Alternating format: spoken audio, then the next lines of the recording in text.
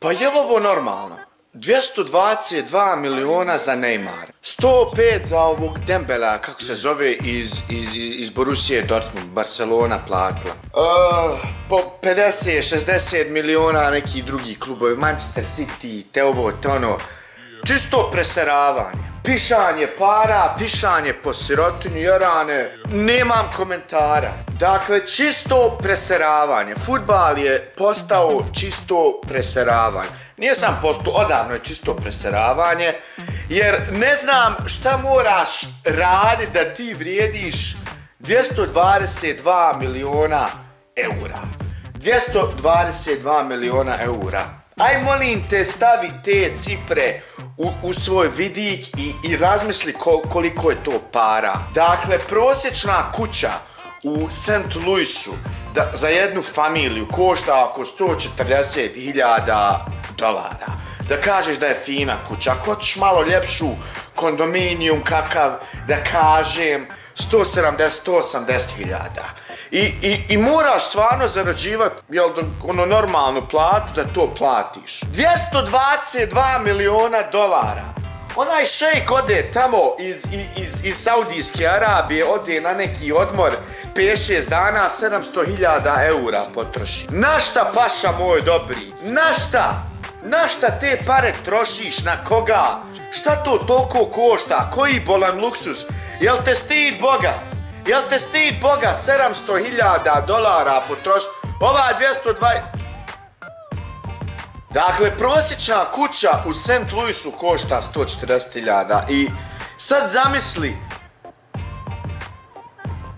ne mogu da zamislim, 5 kuća kupi za milion, malo više od 5, recimo 6 kuća, radi matematike rećemo 5 kuća kupi za $1.000.000. Znači, 10 miliona dolara, to je 10 puta 5 kupi 50 kuća. 100 kuća za $20 miliona.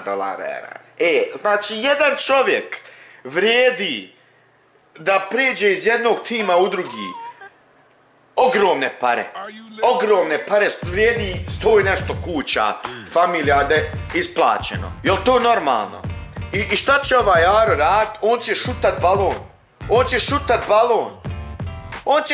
balon. A milijarde ljudi toko svijeta, uključujući mene, a ne mogu reći za sebe i ne mogu reći za sve 1 milijardu ljudi da su zaluđeni tom idejom, to je šutanje balona. Ali očito lik vrijedi 222 miliona eura, pa ima ljudi koji su zaluđeni tom idejom, da jednostavno njemu mogu platiti tolike pare jer zarađuju sigurno 20 puta više.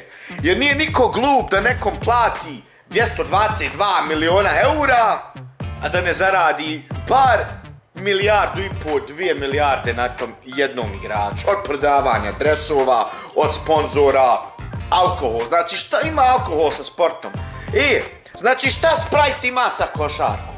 Šta Sprite, evo u Americi kad gledaš NBA, Sprite, bum, pije on, kaže, it's so refreshing, it's so good, oh my god.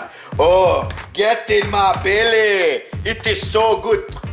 Poslije treninga, znaš, onako umoran, znoja sav, jaja, musava, dođem, od pucanja trojki uzmem jedan Sprite popijem, bude dobar, dobar Sprite bude, jarane, znaš, ma duša, znači, odo igrat kriketa da mi Coca-Cola i Fanta bude sponsor. Haj, može li, molim te, mogu li negdje da ga bacam, jarane, mogu ga gdje bacat? Na internet, negdje nešto, nek mi plaćaju, ja ću ga bacat, da imam sponzore, dođe mi Menta, jarane, bude mi sponzor, onaj čaj, Menta, Nana mi bude sponzor, ja ga bacam,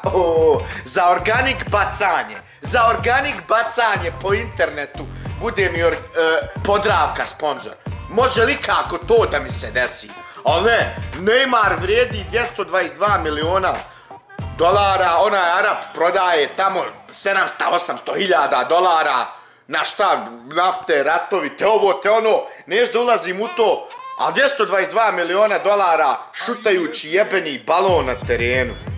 Ma mrš! Više ne znam pojentu, realno, šta je pojenta ovdje? Obogati se što možeš i rokat na hrpu i 222 miliona eura.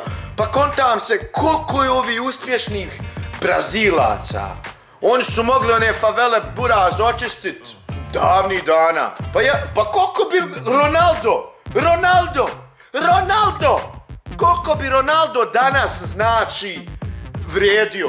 Koliko bi Ronaldo, pravi Ronaldo, ne Cristiano Ronaldo, nije on fake Ronaldo, šta? Dobar je on Ronaldo, ali pravi Ronaldo, koliko bi pravi Ronaldo danas vrijedio? Dennis Bergkamp, Thierry Henry, 222 miliona, ovaj vamo 105, ona Arab 700.000 što je otišao na Bermuda. Pa đa si Podravka, javi mi se, džaba ću ga bacat, ali da mi platite. Uglavnom, eto, odu sada da popijem kakav čaj za smirenje, 222 miliona dolara i to jednostavno preseravanje čisto.